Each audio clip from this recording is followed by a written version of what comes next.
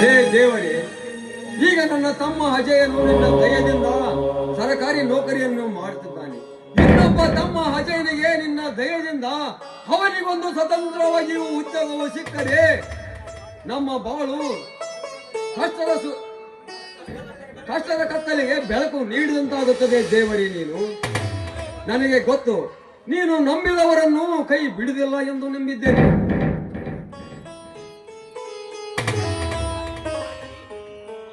ಯಾಕ್ರಿ, ಏನೋ ಒಬ್ಬರೇ ನಿಂತು ಮಾತನಾಡತ್ತಂತ ಕಾಣ್ತಾ ಇದೆ.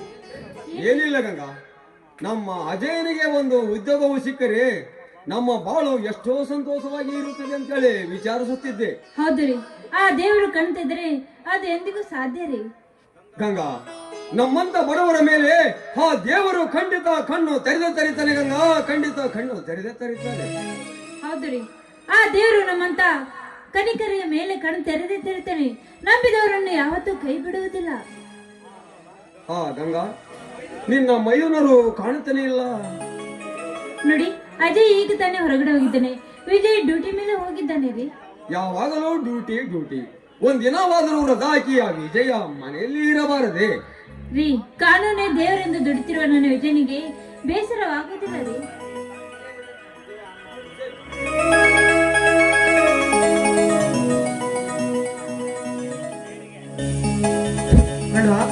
ಎಲ್ಲಿದ್ದೀರಾ?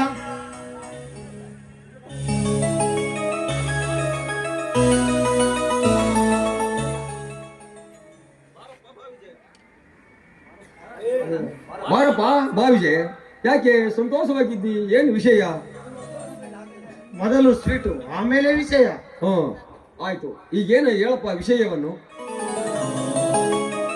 ಅಣ್ಣ, ಆ ದುಷ್ಟ ಧನರಾಜನ ಶ್ರೀಗಂಧದ ಲಾರಿಯನ್ನು ಹಿಡಿದು ಸರ್ಕಾರಕ್ಕೆ ಒಪ್ಪಿಸಿದಕ್ಕೆ ಸರ್ಕಾರ ನನಗೆ ಪ್ರಮೋಷನ್ ಕೊಟ್ಟಿದೆ ಅಣ್ಣ. ಸಂತೋಷ, ಆದರೆ ಒಂದು ಕಡೆಗೆ ದುಃಖ. ಹೇಕಣ್ಣ, ಅಂತದ್ದು ಏನಾದ್ರೂ ತಪ್ಪು ಮಾಡಿದ್ದೇನೇನಣ್ಣ ನಾನು? ಸರಿಯಾಗಿದೆಯಪ್ಪ, ಆದರೆ ಅದು ಅವರ ದೃಷ್ಟಿಯಲ್ಲಿ ಲಕ್ಷಾಂತರ ರೂಪಾಯಿ ಬೆಲೆ ಬಾಳುವ ಲಾರಿಯನ್ನು ಹಿಡಿದು ಕೊಟ್ಟಿರುವೆ ಎಂದ ಮೇಲೆ ನಿನ್ನ ಅವರು ಸುಮ್ಮನೆ ಬಿಡ್ತಾರೇನಪ್ಪ? ಅಣ್ಣ, ಇದು ತಪ್ಪು ಅಂತ ಅವರು ನನ್ನ ಎದುರು ಬಂದು ನಿಂತರೆ ಅವರ ರುಂಡವನ್ನು ಚಂಡಾಡಿ ಬಿಡುತ್ತೇನೆ. ವಿಜಯ, ನಿನಗೆ ತಿಳಿಯಲ್ಲಪ್ಪ, ನಾನು ಹೇಳುತ್ತೇನೆ, ಅಂತವರು ಎದುರು ನಿಲ್ಲುವುದು ಸರಿಯಲ್ಲ ತಮ್ಮ, ಸರಿಯಲ್ಲ. ಹೇಕಣ್ಣ, ಅಂದು ನೀ ಹೇಳಿದ ಮಾತು ಮರೆತು ಬಿಟ್ಟಿಯಾ? ತಪ್ಪು ಮಾಡಿದವರಿಗೆ ಶಿಕ್ಷೆ ಆಗಲೇಬೇಕು ಎಂಬುವ ಆ ಸತ್ಯದ ಮಾತು ಮರೆತು ಬಿಟ್ಟೇನೇಣ? ಅಣ್ಣ, ಆ ಶ್ರೀಗಂಧದ ಲಾರಿಯನ್ನು ಯಾರಿಗಾದರೂ ಮಾರಿ ಹಣವನ್ನು ತಂದಿದ್ದರೆ ನನ್ನನ್ನು ಬೆನ್ನು ತಟ್ಟಿ ಮನೆ ಒಳಗೆ ಕರೆದುಕೊಳ್ಳುತ್ತಿದ್ದೀಯಾ? ಹಾಗಂತ ತಿಳಿಯಬೇಡ ವಿಜಯ. ಅಣ್ಣ, ಹಾಗಾದರೆ ನಿನ್ನ ಹೇಳಿದ ಮಾತಿನ ಅರ್ಥ ಆ ದುಷ್ಟ ಸರ್ಪಗಳಿಗೆ ಮತ್ತಷ್ಟು ಸಪೋರ್ಟ್ ಕೊಟ್ಟು ನಮ್ಮ ದೇಶದಲ್ಲಿರುವ ಎಲ್ಲಾ ಸಂಪತ್ತನ್ನೆಲ್ಲ ದೋಷಿಕೊಂಡು ಹೋಗುವಂತೆ ಬೆನ್ನು ತಟ್ಟಿ ಹೇಳಿದಂತಾಗುತ್ತದೆ ನಿನ್ನ ಮಾತಿನ ಅರ್ಥ. ಆಯ್ತು ವಿಜಯ, ಈ ನಿನ್ನ ಬುದ್ಧಿಯ ಮುಂದೆ ನಾನು ಚಿಕ್ಕವನು. ಆಯ್ತು, ನೀನು ಮಾಡಿ ಇರುವುದೇ ಸರಿ. ನೋಡು ವಿಜಯ, ನೀನು ಅವರಿಗೆ ಎದುರಾಗಿ ನಿಂತಿರುವಂದ ಮೇಲೆ ನೀನು ಬಹಳ ಹುಷಾರಾಗಿರಬೇಕು. ಯಾಕ್ರಿ, ನನ್ನ ಮೈದನ ಕೈಲಿ ಆಗೋದಿಲ್ಲ ಅಂತ ತಿಳಿದುಕೊಂಡಿದ್ದೀರಾ? ತಿಳಿದು ನಿಂತರೆ ಅಂತ ದುಷ್ಟ ಶ್ರೀಮಂತರನ್ನು ಅಟ್ಟಾಡಿಸಿ ಬಿಡುತ್ತಾನೆ. ಓ, ನೀನು ಮೈದೂರಿನ ಪಾರ್ಟಿಯಾ? ಆಯ್ತು ಬಾ, ತುಂಬಾ ಹೊಟ್ಟೆ ಹಸಿತಾ ಇದೆ, ಊಟಕ್ಕೆ ಬಡಿಸುವ. ನಿಲ್ಲುವಣ್ಣ, ಅಜೇನು ಬರಲಿ, ಎಲ್ಲರೂ ಸೇರಿ ಒಟ್ಟಿಗೆ ಸೇರಿ ಊಟ ಮಾಡೋಣ.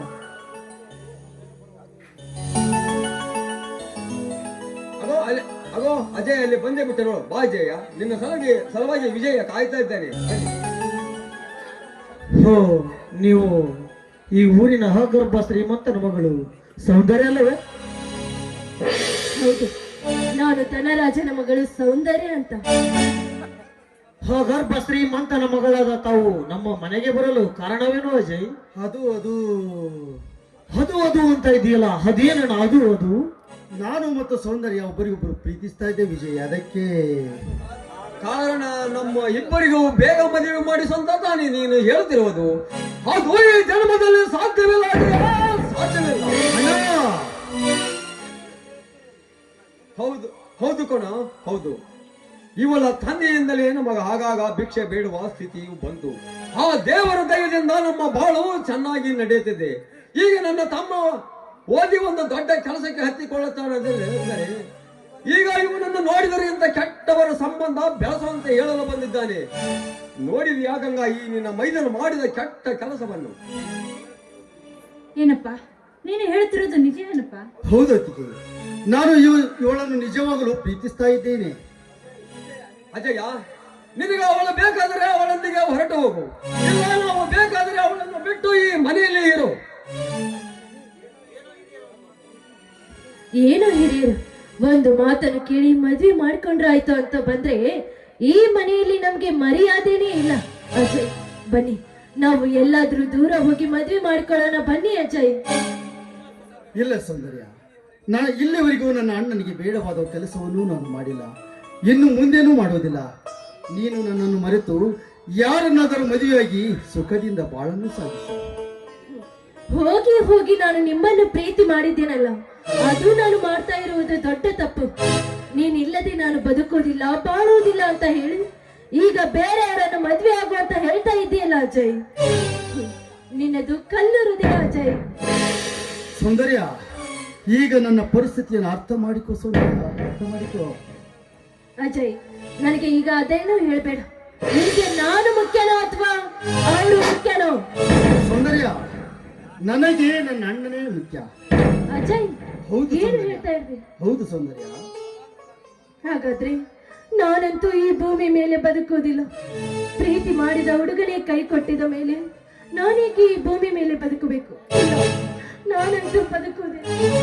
ನಿಲ್ಲಮ್ಮ ಸೌಂದರ್ಯ, ನನ್ನ ತಮ್ಮನಿಗೆ ವಿಷವಾದದ್ದನ್ನು ನಾನು ಯಾವ ಕಾಲಕ್ಕೂ ಬೇಡ ಎಂಬುವನಲ್ಲ. ಅಣ್ಣ, ಹೌದು ಅಜಯ.